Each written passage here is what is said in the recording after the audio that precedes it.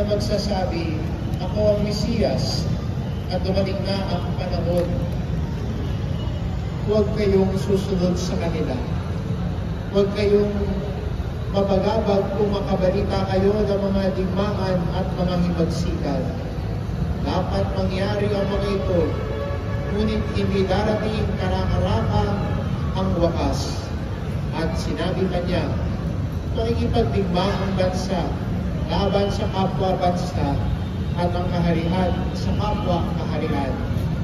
Magkakaroon ng malalakas na lindol, magkakagutom at magkakasalot sa iba't ibang dako.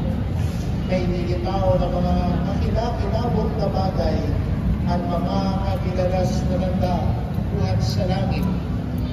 Ngunit, bago mangyari ang lahat ng ito, darating kayo't uusipin. Kayo'y dadalhin sa mga sinagoga upang litisin at ipabilanggo. At dahil sa akin, ay ihaharap kayo sa mga hari at mga gobernador.